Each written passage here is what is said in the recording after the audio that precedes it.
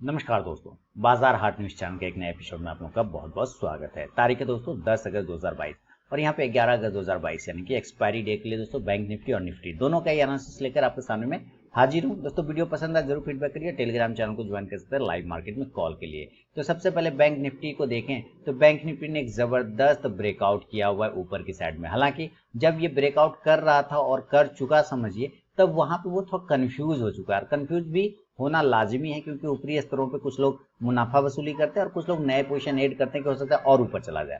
तो इस वजह से क्या होता है, यहाँ पे कंफ्यूजन की स्थिति थोड़ी बन जाती है, जैसा कि आज कैंडल भी दिख रहा है।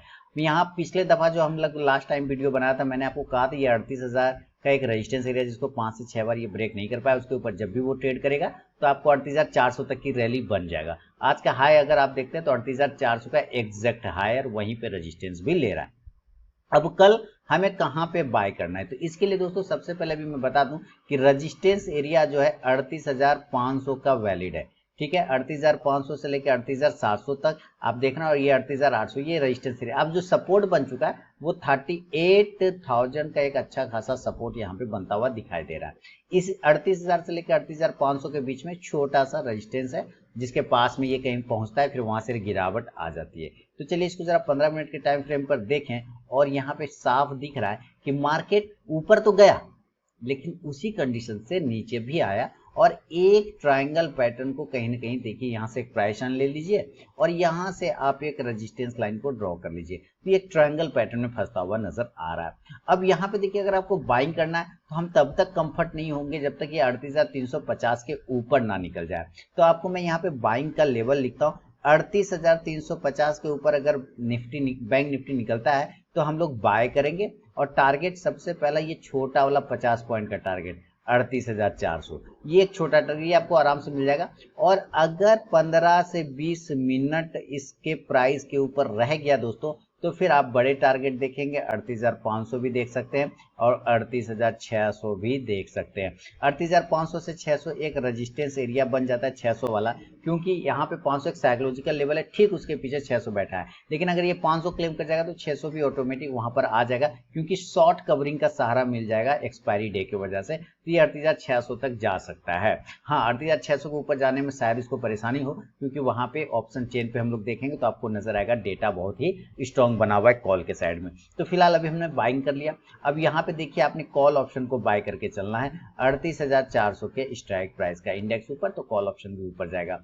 सेल करना है तो सेल करने के लिए बिल्कुल नीचे का लेवल खुला हुआ है, आप बिल्कुल इसके नीचे सेल करेंगे और सेल करिए 38,200 के नीचे, 38,225 के नीचे सेल करिए। सेलिंग का लेवल मैं यहाँ पे लिख रहा हूँ, ठीक है, 38,225 के नीचे सेल करिए या 38,200 के नीचे सेल करिए। इस कंडीशन में आपको टारगेट 38,100, 38,100 और 38,000 के टारगेट आराम से मिल जाएंगे। बहुत ही खराब स्थिति रहा तो ये हो सकता है ये आपको 37,800 तक बन जाए, लेकिन वैसा चांस आना नहीं चाहिए क्योंकि ग्लोबल मार्केट थोड़ा पॉजिटिव दिखा रहा है। तो एक सेफ्टी के तौर पे आप 37,900 तक भी लेके चल सकते हैं। तो 38,000 37,900 एक अच्छा सपोर्ट है। अब मैं क्या बोल रहा हूँ कि यहाँ पे 37,900 एक अच्छा सपोर्ट है और ऊपर 38,600 एक अच्छा रेजिस्टेंस है। तो अभी हम लोग ऑप्शन चेन देखेंगे, लेकिन फिलहाल आप यहाँ से जब आप सेल करेंगे ना तो आप पुट ऑप्शन को बाय करेंगे 38,200 के स्ट्राइक प्राइस को, 38,200 इंडेक्स नीचे, तो ये पुट ऑप्शन ऊपर जाके आपको प्रॉफिट देगा दोस्तों। क्लियर है? अभी चलिए जरा हम लोग इस जगह पे ऑप्शन चेन को एक बार लगा के देख लेते हैं। और ऑप्शन चेन क्या दिखा रहा है कि 38,500 पे अगर आप देखते हैं तो 30 लाख कॉल राइटर इधर बैठा हुआ है, अब पुट राइटर मात्र 6 लाख, यानी पुट का हैसियत ही नहीं है कॉल के सामने। जाहिर सी बात है 38,500 रजिस्टेंस है। इसी तरह 38,600 पे और ज्यादा रजिस्टेंस मिलेगा, 12.5 लाख के आसपास कॉल राइटर, पुट राइटर मात्र 2.25 लाख। तो कहने का मतलब इस जगह पे आपको सेलिंग करना ही चाहिए। लेकिन अगर ये 38,500 के ऊपर 15-20 मिनट टिक गया तो जाहिर सी बात है 30 लाख जो कॉल राइटर है वो ट्रैप हो जाएंगे और शॉर्ट कवरिंग का सहारा मिलेगा और ये ऊपर खींच के लेकर आ सकता है 38,600 तक। इसी तरह 38,000 एक अच्छा सपोर्ट है नीचे की साइड में, क्योंकि यहाँ 26.5 लाख पुट राइटर है, कॉल राइटर 11 लाख है, लगभग डबल है इधर पुट राइटर, और 37,900 पे तो और भी अच्छा सपोर्ट है। यहाँ पे 11 लाख पुट राइटर है, कॉल राइटर मात्र 2 लाख, तो 37,900 ज्यादा कंफर्ट एरिया है सेलिंग बाइंग के लिए, जहां पे निचले स्तरों से आप बाय ऑन डिप करके चल सकते हैं। तो ये लेवल तो मैंने आपको बैंक निफ्टी के बता दिए। इन केस अगर ये गैप अप खुलता है मान लीजिए, तो गैप अप कंडीशन में आपको यहाँ पे लेवल मिल सकते हैं। देखिए गैप अप के लिए एक चांस बनता है कि ये 38,600 पर खुल सकता है, पहला चांस। हो सकता है ये 38,500 पर खुल सकता है। ये दोनों ही एरिया पर अगर 38,500 पे भी गैप अप खुलता है ना, तो फर्स्ट कंडीशन सेल का ही बनेगा, पहला कंडीशन सेल का ही बनेगा। और 600 पे पहुंचता है तो ऐड कर लीजिए 38,600 पर। और टारगेट नीचे की साइड में 38,400 से लेके 38,300 और 38,200 तक के टारगेट भी देखने को मिल सकता है, जो कि आज का क्लोजिंग प्राइस के आसपास आ सकता है। आप यहां से पुट ऑप्शन को बाय करना चाहें तो जरूर करें पुट ऑप्शन। और कितने का स्ट्राइक प्राइस का करेंगे तो 38,500 के स्ट्राइक प्राइस का कर लीजिएगा। इंडेक्स नीचे तो ये पुट ऑप्शन ऊपर जाके प्रॉफिट देगा। अगर ये गैप अप नहीं खुलते दोस्तों, गैप डाउन खुल जाता है तो और भी बढ़िया अच्छी बात है। गैप डाउन 37,900 हो सकता है या 38,000 हो सकता है। अगर 38,000 पे खुलता है तब भी आप बाय करिए। कंडीशन यही है कि जब ये 37,900 पे आपके बाय करने के बाद आ जाता है तो वहां पे आपको क्वांटिटी को ऐड करना पड़ेगा। तो 37,800 से लेके 37,900 एक अच्छा बाइंग जोन है। अगर गैप डाउन इस लेवल पर ओपन होता है तो जरूर आप बाय करके चलिए। और जो टारगेट बनेंगे आपके इस कंडीशन में, टारगेट बनेगा 38,100 से लेके 38,300 तक के टारगेट आराम से बनेगा। आप यहां से कॉल ऑप्शन को अगर बाय करना चाहें तो जरूर करें कॉल ऑप्शन 38,000 के स्ट्राइक प्राइस का। इंडेक्स ऊपर तो कॉल ऑप्शन भी ऊपर जाके प्रॉफिट देगा। तो ये तो बैंक निफ्टी का लेवल हो गया। अब देखिए बैंक निफ्टी का लेवल हो गया, तो अब इसके बाद हम लोग जरा निफ्टी के भी देखेंगे। तो निफ्टी में भी सेम आप देखा होगा कि अच्छा सपोर्ट मिला मार्केट से। आज इसने अपने आप को होल्ड रखा ऊपरी स्तरों पे, हालांकि गिरावट आया लेकिन 17,425 से लेके 17,425 से लेके 17,400 और 17,450, तो कुल मिला के आप ये कह सकते हैं कि 17,400 से लेके 17,450 के बीच में एक अच्छा सपोर्ट एरिया है। और यहीं से बाउंस हुआ और वन वे रैली फिर ऊपर की तरफ में भागा। अब रेजिस्टेंस एरिया भी साफ यहाँ पे दिख रहा है कि हम ऊपर 17,550 के ऊपर सस्टेन नहीं कर पा रहे। तो अगर आपको बाय करना है तो 17,550 के ऊपर आप बाय करिए। पहला वाला जो छोटा टारगेट बनेगा, या आप थोड़ा सेफ्टी लेना चाहें तो 17,575 के ऊपर बाय करिए। और तब टारगेट आपको 17,625, 17,675, 17,000, यहाँ पे 17 लिखूंगा, 17,675 और बहुत अच्छा रहा तो 17,725 तक के टारगेट देखने को बनेगा।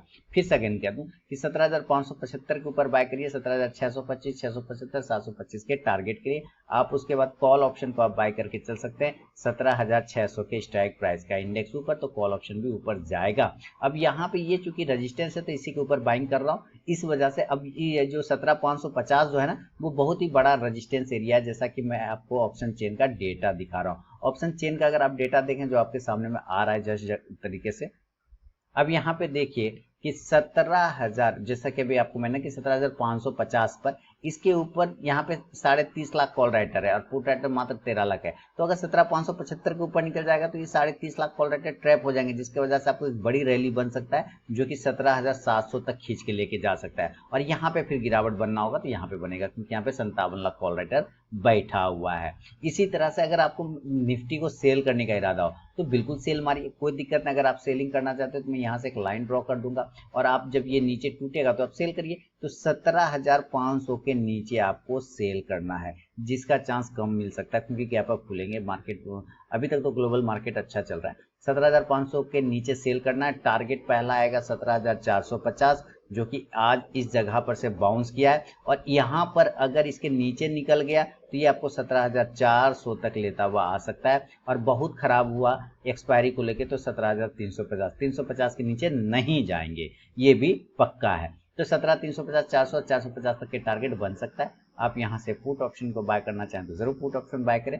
17,500 के स्ट्राइक प्राइस का, इंडेक्स नीचे तो पुट ऑप्शन ऊपर जाके प्रॉफिट देगा। मैं ऐसा क्यों कह रहा हूँ कि 17,350 से बहुत अच्छा सपोर्ट है, उसके नीचे नहीं जाएगा। तो इसके लिए फिर से आपको नीचे ऑप्शन डेटा को देखना पड़ेगा और ऑप्शन डेटा देखे तो 17,350 के आसपास में 26 लाख पुट राइटर है, कॉल राइटर यहाँ पर मात्र 4 लाख के आसपास में। इसी तरह 17,400 पे देखते हैं तो 66 लाख पुट राइटर है, कॉल राइटर मात्र 14 लाख है, कई गुना उधर बैठा हुआ है ज्यादा। इस वजह से वहां से एक बाय ऑन डीपी रणनीति अपनाई जा सकती है। मैं अपने नए व्यूअर को बता दूं, टेलीग्राम चैनल को जरूर ज्वाइन करें लाइव मार्केट में कॉल के लिए। और अगर स्विंग ट्रेडिंग ग्रुप में ऐड होना चाहते हैं तो मेरे लिंक के थ्रू अकाउंट ओपन करें, फायर सेल फ्लो एंजल 1 किसी एक में, देन मैं आपको अपने स्विंग ट्रेडिंग ग्रुप में ऐड कर लूंगा। स्विंग कॉल आपको मिलते होंगे तो आपने रिजल्ट भी देखा होगा, क्या जबरदस्त परफॉर्मेंस आता है। तो चलिए, ये तो हुआ निफ्टी और बैंक निफ्टी। अभी निफ्टी का गैप अप लेवल समझते हैं कि अगर ये निफ्टी गैप अप खुल जाए दोस्तों तो कहाँ खुलना चाहिए। तो जायज में 17,525 के आसपास में ट्रेडिंग हो रहा है, तो उम्मीद है कि ऊपर अगर 150 पॉइंट और 200 पॉइंट तो यहाँ से आता है 17,700 के आसपास में। ये एरिया अगर यहाँ पे खुला या 17,675 इस एरिया पे खुला, तब जाहिर सी बात है प्रॉफिट बुकिंग आपको देखने को मिलेगा, तब आप यहाँ से सेल करेंगे। टारगेट आपको 17,650, 17,600, 17,600, 17,550 तक के लेवल आपको बन सकता है। आप यहाँ से पुट ऑप्शन को बाय करें, पुट ऑप्शन आप 17,700 के स्ट्राइक प्राइस कर लेंगे, क्योंकि इंडेक्स जब नीचे आएगा तो पुट ऑप्शन ऊपर जाके प्रॉफिट देगा। एक चीज यहाँ हो गया। अगर गैप अप में और गैप डाउन में, तो गैप डाउन में 350 के बाद से कोई लेवल ही नहीं है, 17,300 पर ये बेस्ट लेवल है। यहाँ पर हो सकता है ये 17,400 पे खुल जाए, ये भी सही है, आप यहाँ पे भी बाय कर सकते हैं और यहाँ पे आने पर क्वांटिटी एड भी कर सकते हैं। तो ऊपर के साइड में टारगेट बनेगा 17,450 से 17,550 तक का टारगेट बनेगा। आप यहाँ से कॉल ऑप्शन को बाय कर लें, कॉल ऑप्शन आपका 17,400 क्या रहेगा, इंडेक्स ऊपर तो कॉल ऑप्शन भी ऊपर जाके प्रॉफिट देगा। तो ये निफ्टी और बैंक निफ्टी का पूरा डेटा है। फिलहाल मैं आपको इंडिया विक्स के चार्ट दिखाऊंगा, जिससे आपको काफी ज्यादा कॉन्फिडेंस मिल सकता है। इंडिया विक्स का चार्ट क्या बता रहा है ये देख लेते हैं। देखिए इंडिया विक्स साफ बोल रहा है कि अगर कल मैं 20 के ऊपर निकला तो मार्केट डाउन हो जाएगा, अगर मैं 20 के ऊपर निकला तो मार्केट डाउन आ जाएगा, और अगर मैं निकलता हूं 19 के नीचे तो मार्केट में पॉजिटिव बढ़ जाएगा, मार्केट ज्यादा अच्छा मूवमेंट करेगा। तो ये इंडिया विक्स बताने की कोशिश कर रहा है। पीसीआर वैल्यू की बात अगर हम लोग कर ले, पीसीआर वैल्यू है ना, तो निफ्टी और बैंक निफ्टी का पीसीआर वैल्यू यहाँ पे देखिए, बैंक निफ्टी जो है ओवरबॉट जोन में जा रहा है, बैंक निफ्टी अभी भी ठीक ठाक है, बाय ऑन डिप की रणनीति अपना के आप चल सकते हैं। तो ये है दोस्तों का पूरा बैंक निफ्टी का डेटा। अब चलिए वो दो स्टॉक देख लेते हैं जिसपे आपको कल नजर बना के चलना है। तो सबसे पहले बैंकिंग स्टॉक्स को आपको नजर रखना होगा, और बैंकिंग स्टॉक में आप रख के चल सकते हैं इंडसइंड बैंक। अभी देखते हैं इंडसइंड बैंक ऐसा क्या है कर रहा है, जो मैं इंडसइंड बैंक के बारे में बोल रहा हूँ। इसके लेवल, इंट्राडे लेवल भी मैं आपको बताने की कोशिश कर रहा हूँ यहाँ पे, जैसा कि मैं अक्सर बताया करता हूँ। देखिए इंडसइंड बैंक, यहाँ पर अगर आप इंडसइंड बैंक देखें तो एक छोटा सा फ्लैग बनाया हुआ था, पूरा बहुत ही बेहतरीन तरीके से फ्लैग बनाया हुआ था, और इस फ्लैग को इसने छोटे चार्ट पर, आप कह सकते हैं डेली चार्ट पे, इसने एक अच्छा ब्रेकआउट किया। लेकिन अगर आप इसको 15 मिनट के चार्ट पे, टाइम फ्रेम पे फॉलो करें, तो आप यहाँ पे भी साफ सुथरा देख पा रहे हैं कि इसने भी ऊपर के लेवल पर ही जाके क्लोज करने का कोशिश किया। तो कल अगर बैंक निफ्टी इस लेवल को ब्रेक करके ऊपर निकलता है, यानी 1066 के ऊपर, तो आपको बाय करने का कोशिश करना है। 1066 के ऊपर आप बाय करेंगे, स्टॉप लॉस ज्यादा नहीं, आप 1060 का भी लेके चल सकते हैं, थोड़ा सेफ्टी लेके 1058 का भी ले सकते हैं। टारगेट ऊपर आपको 1072 से लेके 1080 तक का टारगेट आपको मिल सकता है दोस्तों, बाय साइड में इंडसइंड बैंक। हो सकता है बाय साइड में ना जाए, हो सकता है ये नीचे गिर जाए, तो ये ऊपर से नीचे आएगा और यहाँ पर एक बार ये रुकने की कोशिश करेगा, क्योंकि ये सपोर्ट बन जाएगा, पहले रेजिस्टेंस था तो ये सपोर्ट बन जाएगा। तो इस एरिया के नीचे यानी 1057 के नीचे जब निकले तब आप सेल करिए, और टारगेट इस कंडीशन में 1050, ठीक है, से लेके 1042 तक के टारगेट आपको बन सकता है। और स्टॉप लॉस इस कंडीशन में 1063 का आप लेके चल सकते हैं, या 1064 का भी आप स्टॉप लॉस लेके चल सकते हैं। तो ये इंडसइंड बैंक एक स्टॉक रहा आपके लिए, ठीक है। अब चलते हैं दूसरा स्टॉक की तरफ, आपको नजर रख के चलना है। तो आपने आज देखा होगा कि इसको बड़े स्टॉक से काफी अच्छा सहारा मिला, मेटल में भी बहुत अच्छा मूवमेंट देखने को आपको मिला होगा। तो मैं एक मेटल सेक्टर के स्टॉक आपको देना चाहूंगा, आप चाहें तो कंजम्पशन भी रख सकते हैं, वहां भी एक अच्छा मूवमेंट मिल रहा है, लेकिन मैं आपको मेटल काफी ज्यादा अच्छा रहा, बुलिश रहा। एपीएल अपोलो तो मेरा फेवरेट रहा ही है शुरू से, लेकिन आपको भी नजर रख के चलना होगा हिंडाल्को पर। लगभग 4.5% की तेजी रही हिंडाल्को, और जैसे ही निकला हिंडाल्को ने शानदार रैली करके दिखाया। तो अगर आपको हिंडाल्को को कल फिर बाय करने की जरूरत पड़ जाए, तो आप बिल्कुल बाय करिए 444 रुपए के ऊपर, ठीक है। और स्टॉप लॉस इस कंडीशन में आप 441 का भी लेके चल सकते हैं, और टारगेट इस कंडीशन में आपको 449 से लेके 453 का लेके रहेंगे। अगर सेलिंग करना है, ये तो बाय साइड के होंगे, अगर आपको सेल करना है, नहीं हो पा रहा है, ऊपर नहीं जा पा रहा है, तो आप बिल्कुल सेल करिए 436 रुपए के नीचे, ठीक है। 436 रुपए, सॉरी 430, ये 41 था ना, हाँ 438 रुपए के नीचे आप सेल करिए। नहीं मिले मौका 436 के नीचे भी आप सेल करिए, कोई दिक्कत नहीं है। स्टॉप लॉस आप यहाँ पे 440 का लेके चलेंगे, और टारगेट आपको 430 से लेके 424 तक का टारगेट आपको मिल सकता है हिंडाल्को में। तो एक हिंडाल्को और दूसरा इंडसइंड बैंक, इस दो स्टॉक्स पे आपको जरूर नजर रख के चलना है दोस्तों, बाइंग और सेलिंग साइड में। तो सारे लेवल मैंने आपको बता दिए निफ्टी बैंक निफ्टी का, उम्मीद है सारे क्रिस्टल क्लियर है। अगर कोई दिक्कत है कमेंट सेक्शन में लिखिए, मैं बता दूंगा आपको, और साथ ही टेलीग्राम चैनल को ज्वाइन कर सकते हैं आप लाइव मार्केट में कॉल के। तो मिलूंगा नेक्स्ट वीडियो में, तब तक के लिए बहुत बहुत धन्यवाद।